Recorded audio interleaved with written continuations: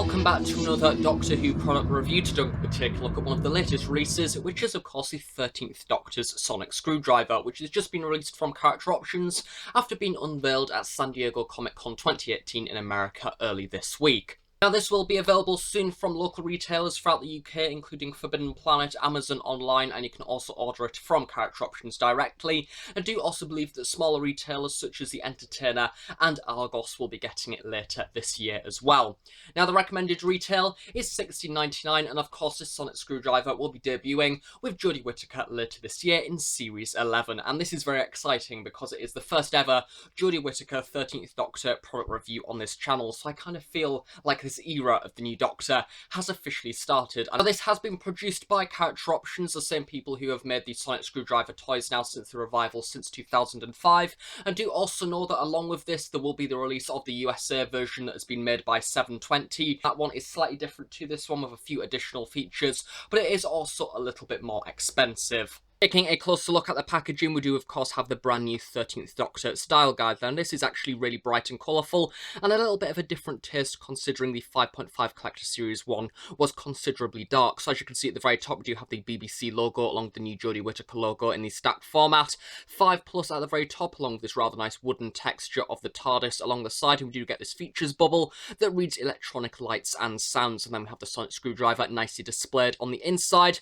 And then below this we have includes new diagnostic sound effect, and the title of the product at the bottom being 13th Doctor's sonic screwdriver, electronic sonic screwdriver with lights and sounds of the Character Options logo at the very bottom there as well. Along the sides of the tube do get a rather nice image or graphic of the brand new TARDIS, which looks very nice and colourful with a rather nice sort of orangey vortex along the side as well, and this does continue on the inside of the box. And then along the back of this we do get your normal company information as per usual, such as how to open the battery compartment and things like that. And little gripe for the box, I do think that it is rather unusual that they've decided to cover up the emitter at the very top of the sonic screwdriver, because I think that that is almost one of the most interesting parts of the design. So it may be nice to maybe have the preview window stretching slightly up towards the top and then maybe having the Doctor Who logo at the bottom or something like that. Feeling that this sonic screwdriver will probably get a re-release at some point in the future, considering it probably won't change that much throughout the Jodie Whittaker era, meaning that it will probably be released numerous amounts of times. Here we have the actual sonic screwdriver itself, and it must be said it is in fact a rather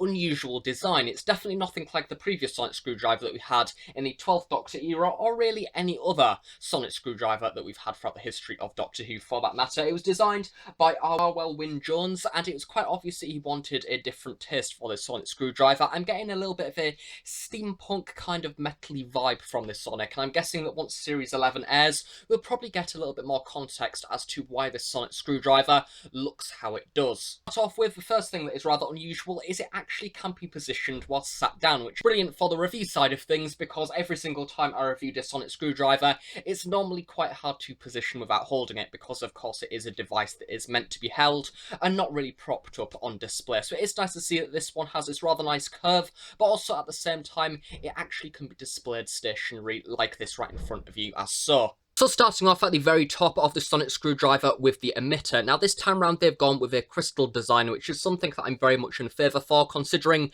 that the last sonic screwdriver to have a crystal at the very top I do believe was the 8th Doctor Big Finish Dark Eyes sonic screwdriver, and I think that it just suits this device incredibly well. And as you can see, this one is a clear crystal at the very top as opposed to blue or orange or anything like that. However, in the series it will of course illuminate. I do like the way that the plastic has in fact been sculpted to look rather jagged and unusual, and I'm guessing that we'll probably once again get context in the actual series as to how the Doctor came to acquire this gem to go at the very top. And what is also very nice to see is we do have this rather nice sculpt running along the side there of almost this chicken wire or this mesh running around, as you can see, with a silver paint app along the side that is actually sculpted into the crystal itself. And then this runs down to a tube section at the very bottom. This looks like a grating or something like that that runs all the way around the side, which is rather nice. A few people have been wondering, apparently the American 720 version does spin or something like that when you press the button on the side.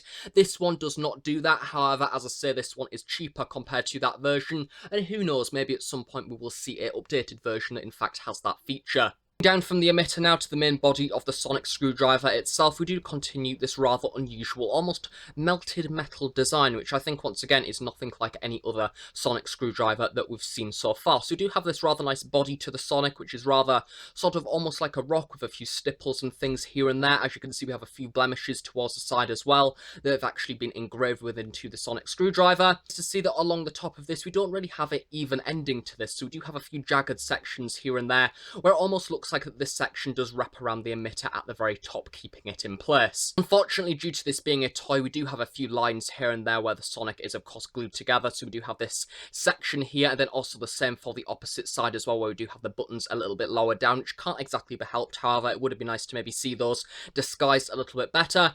And then on one side of the sonic screwdriver, we do also have the exposure of the screws in there as well, which I know a few people, myself included, do get a little bit nitpicky about, and it would be nice to maybe have a few caps over those just to make them actually be a bit more hidden as opposed to quite obvious in the design. However, the most unusual thing with this is the fact that it is a sonic screwdriver made out of random bits of metal. This almost aids the design a little bit, even if it might not be accurate to what is seen within the show. And this does also take place at the lower half of the sonic screwdriver as well, so at least they've kind of kept the screws to one side, but at the same time it may have been nice to see them disguised a little bit more. In the middle half of the sonic screwdriver body, we do continue this rather unusual crystalline section. Now this is a rather odd piece of plastic that has been rather nicely applied to the front of the sonic screwdriver, and it does also go around to the back as well. Now this is around the whole body and does also continue towards the lower half as well. As you can see, we get a few lower sections here and there, and we also get a few sections in the smaller sides as well near to the buttons. Now this is once again rather staggered and unusual and never really seen on a Sonic before.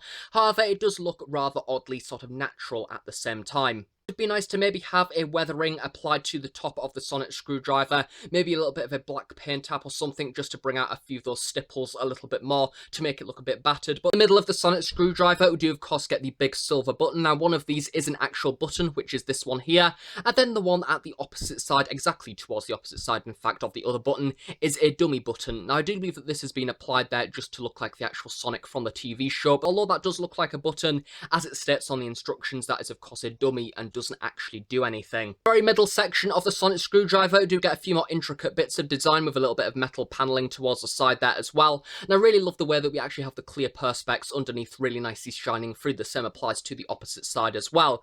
And then we do also get this flexible section that almost goes down to a small metal tube underneath. This has been painted rather nicely with a few bits of dark grey applied to the panels on there as well. Now I do believe that this in the actual TV show does move back and forth or something like that to make the sonic screwdriver either straight or a little bit bent, which is rather unusual, and I'm looking forward to see that in action later this year to exactly see how it works. On this toy, it is in fact a completely stationary piece. Taking a look at the lower section of the sonic screwdriver, which is the bottom half, once again, do get this rather similar metal design there with a bit of welding taking place along the sides with a few scratches here and there as well, and it is also nice to see a few of the clear sections seeping out in a few areas as well, which is really nice to see that when this is illuminated, the light does in fact shine all the way down, giving it a rather natural feel once again. And the most unusual thing with this sonic screwdriver is, as you can see, it is in fact curved, which I do believe once again is a first for any sonic screwdriver prop that we've seen. Fortunately, once again, due to this being a toy, we do have a little bit of company information stamped into the side along with the production code at the very bottom there.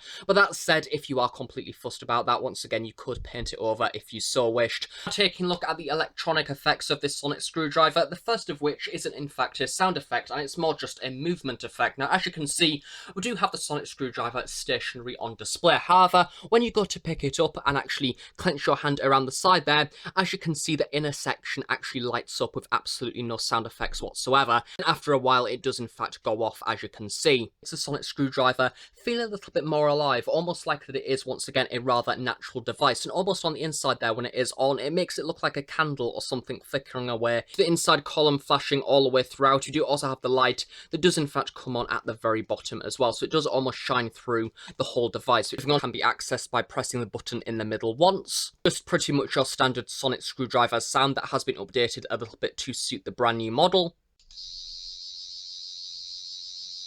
Second sound can be accessed by pressing the button in the middle twice.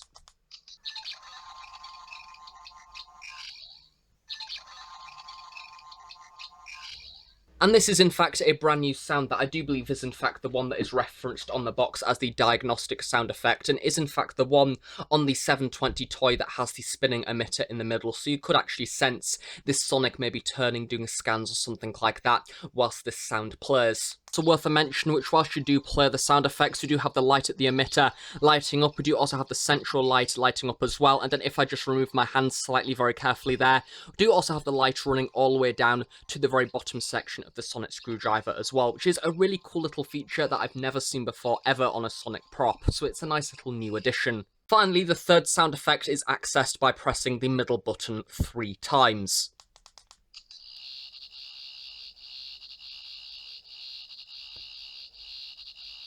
This one is, of course, your stereotypical sonic screwdriver sound effect that we've all heard many, many times before. However, what is nice to see is the light in the very middle of this one actually flickers a little bit when the sonic sound actually plays, along with the light in the very centre of the sonic as well. For a few seconds, I am in fact going to transfer over into darkness because I believe that this shows off the lighting effects a little bit more. So as you can see, just taking a look at the very middle there, it actually exposes the light running all the way down the sonic a little bit better.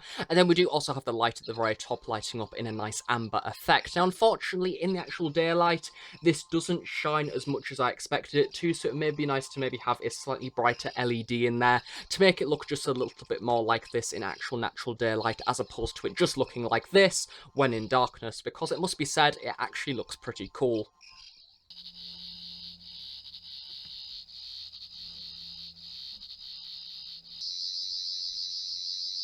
A comparison now to some of the previous sonic screwdriver toys that have been released by Character Options, this is pretty much an example of all of the major designs that they've released from the actual Doctor's sonic screwdrivers.